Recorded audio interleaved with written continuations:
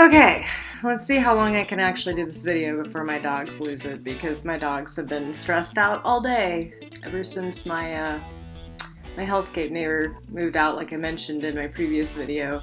They've been renovating the upstairs apartment and it's been very loud and very chaotic, but it's got to get done somehow, and I'm just glad she's gone for now because she was hell.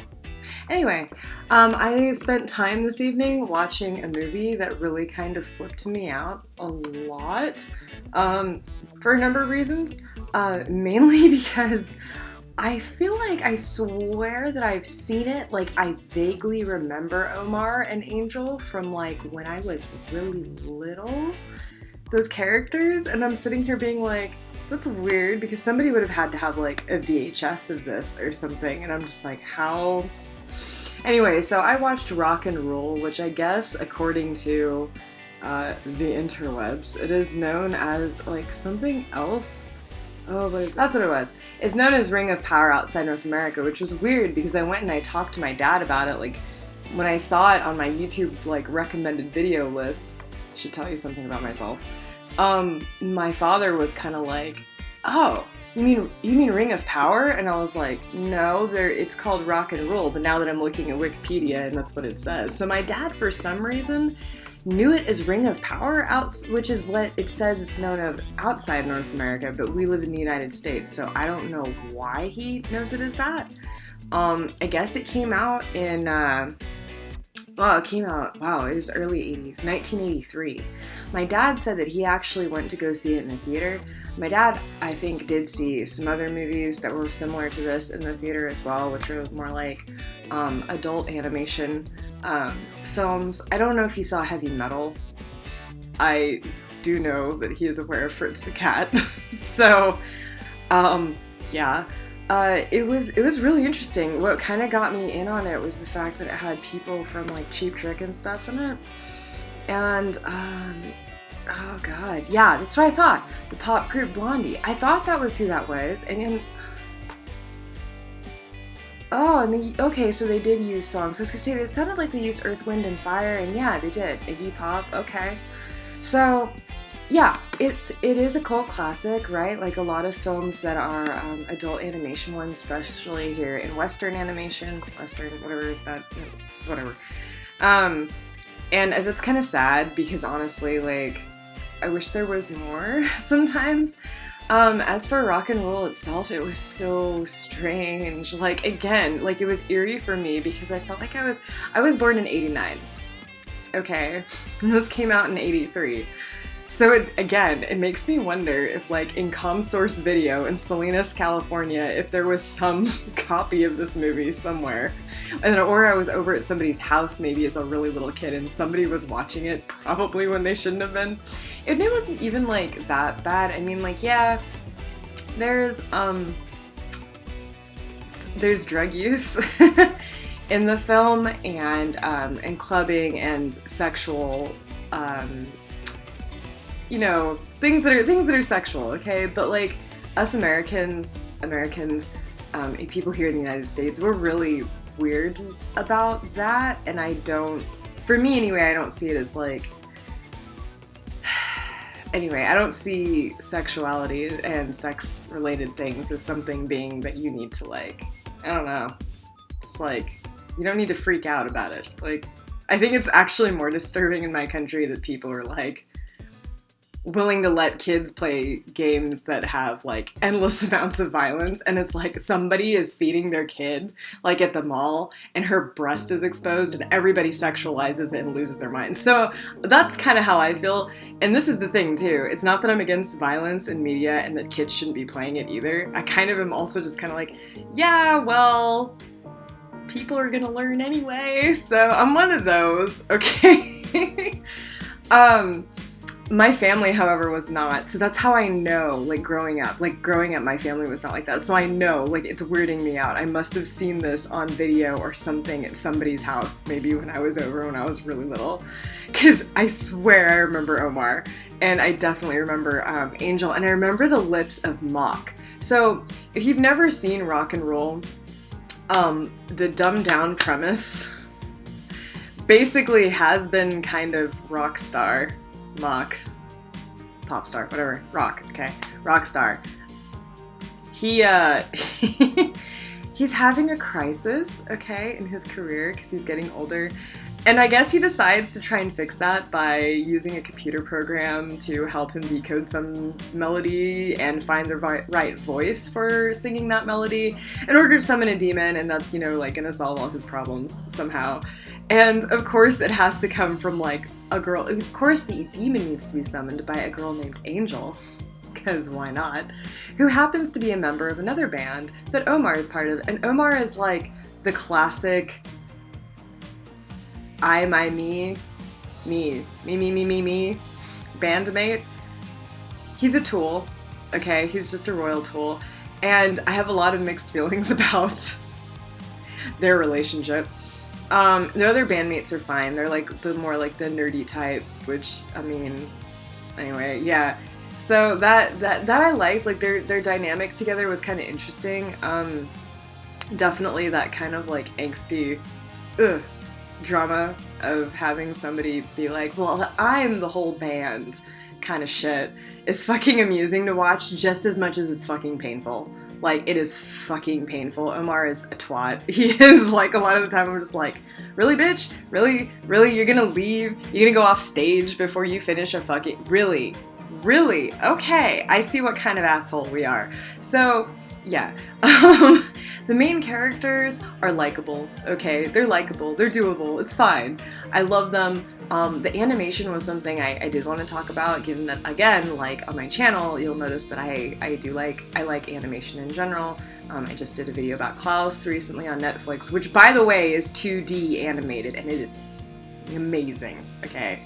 It is a kid's movie, but it has a lot of things in it that I feel like are dark comedy and dark humor, and I like it. So, I love animation as a medium. Okay, long story short, I love animation as a medium. 2D, yes. 3D, yes. I know there is a video here on YouTube that's like the making of Rock and Roll, and I have not sat through it yet, so bad on me. However, now you know about it, so you can go watch it if you want. And it's really, like, I actually really liked a lot of the backdrops. I liked the fact that it stuck with that kind of the post-apocalyptic, urban decay kind of tech. That really made me happy. Like, weird shit like Mock having to smoke and using like a laser type thing to, like, you know, take his drugs and shit like that. Or when they were going cross country, because surprise, surprise, our hero stole a police car to go to Nuke York. Yeah, N-U-K-E, York, Nuke York. Yeah, they left Ohmtown. Isn't that cute? Yeah, it's Ohmtown. But anyway, they stole a police car and they're driving across country. And instead of having like a bridge that you cross, it was this laser kind of bridge that would come through and activate only when it sensed that there was going to be a vehicle nearby that needed to cross it. And I was sitting there going, that's fucking cool. and energy, like, it's actually practical when it comes to the use of energy. I did think it was a little bit weird, like, I don't want to spoil it too much, but I thought it was a little weird that they were in Nuke York, and then it was like, oh, Nuke York doesn't have enough power, but Ohmtown does, because Ohmtown has, like, some kind of crazy-ass power plant that I guess Nuke York doesn't. Part of me is kind of like, yeah, does Ohmtown have a nuclear power plant? Or something that Nuke York doesn't? Maybe for a good reason.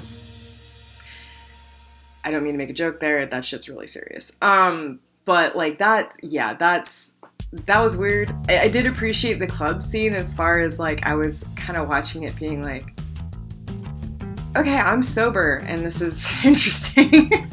I have seen some of some other movies that are kind of more like this genre. Like, I've seen Heavy Metal. I've not seen Fritz the Cat. I think I've seen clips of it, but I haven't seen it, okay? It was fun. It was a good ride. Like, so, I mean, essentially, you have the bandmates just trying to follow Angel. You know, you got Omar and everybody else trying to follow Angel as she's been abducted by Mock to summon this demon to, like, you know... I don't know, I guess if it's like, yes, the biggest superstar of all time is now getting old and, like, out of date. What is he gonna do? Just freaking destroy everything. Which I almost feel like is a metaphor for, like, the crashing and burning of somebody's musical career. You know, it's like, hey, I'm not gonna OD on purpose. I'm just going to take everyone down with me, kind of shit. And I was like, wow, this guy's crazy. Holy, like, he is crazy, and that really bothers me. He is not a nice person, actually. And normally I don't like using that phrase anymore.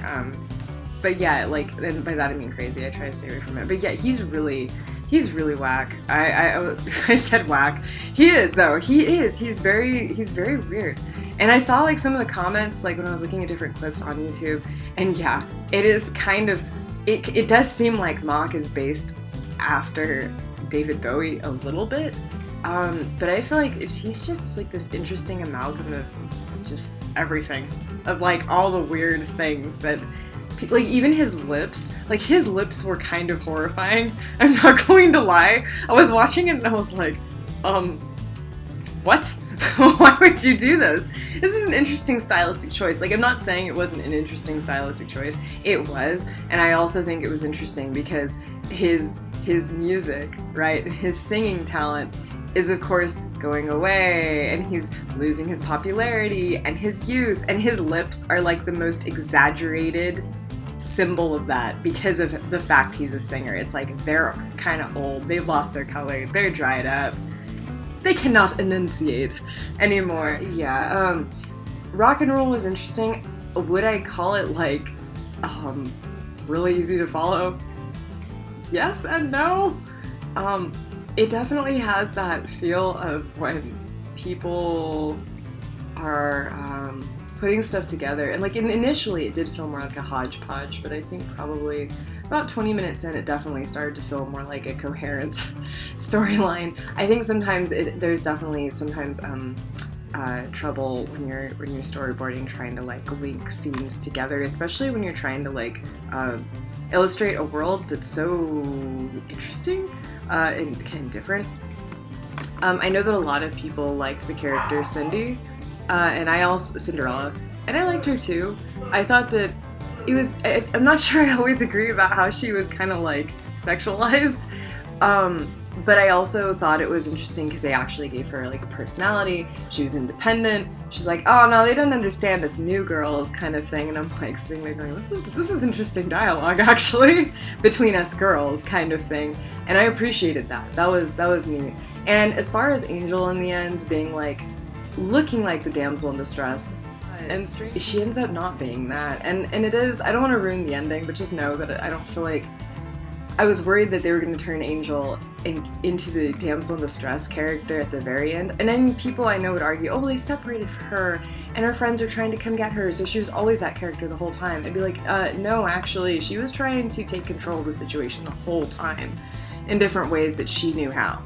And so I don't want to hear none of that shit, because Angel did try to do something multiple times to get out of the situation or to turn it in her favor. I'm not going to say they were all really great ideas, I'm just saying she tried a lot. So I don't really feel like she is the damsel in distress character, and I appreciated that. I think when you get to the end of the movie, you'll understand why I like momentarily was like, oh please don't turn her into that now, and they didn't. I don't feel like they did, so that was sweet. I appreciated that in the ending. Anyway, yeah, if you want to experience something that's a cult classic and you're interested in like me, you're interested in what is the history of more adult animated films here in at least Western animation, definitely try and find Rock and Roll, or I guess what it's called, Ring of Power, and give it a whirl. And just remember, it's supposed to be, I mean, for me, I realized, this is really supposed to be about the music. It's about a musical journey. It's about an illustration of what happens when you let fame and fortune and everything else rule over your music, I felt like, maybe just a tad. And how that can just turn you into, quite frankly, a monster. So, I won't say that it's super duper into the power of love kind of thing, but it kinda is. Again, as to whether or not I actually as to whether or not my ship sailed for that, I'm not quite sure it did. Mainly because I'm like, not convinced that there was enough character development for at least one of the characters for it to be healthy. So we'll see. Yeah, I wish there was actually more about this film online. I'm gonna start digging and see if I can find more. But yeah, go and check it out. I had fun. Again, please remember I'm approaching rock and roll from the context of having a parent that was born in 1956 and one that was born in 1950, but the one that partied was from 1956. And so he has a lot of wild stories. Wild stories, and has been to a lot of concerts, and I'm to the point that I look at my father and I'm like, how are you alive? And has allegedly done a lot of crazy shit in his life. So I'm kind of used to that whole thing, and I'm used to this kind of music. Keep in mind that this is 1983, so you're gonna have a lot of synth, okay, and some of the background music, not like the main music video kind of sequences, always. But in some of the backgrounds and transitional scenes, you're gonna have that. Again, I really liked the background design and everything that they use, like the ambiance for the film, the designs, the character designs were interesting. And the characters actually had like weight and fluidity and a naturalness to their movement that I just don't really feel like you see as much anymore. And I really admire that and love it. And the color palette was cool. I liked how they kept to like a lot of the, again, like the post-apocalyptic, like oranges and browns, but they definitely played with it in certain scenes. So that was really fun. And I hope that you enjoy rock and roll too. Please let me know what you think of it in the comments below. Yeah. Again, I watched this sober. I do not advise anything of the sort to deviate from that at all. But if you do, that's your business when you watch it. Yeah. So that's rock and roll, everybody. I just wanted to talk about it because it was trippy. And again, I can't get over the fact that I'm pretty sure I've seen it before when I was really little. Wouldn't have not have been my parents. My parents were like super into like censoring stuff that I watched when I was little. So yeah, must have been at a buddy's house. So I guess until next time, this is Kelly at Eclectic Entries, and I'm signing off for now. Take care as you're able, okay?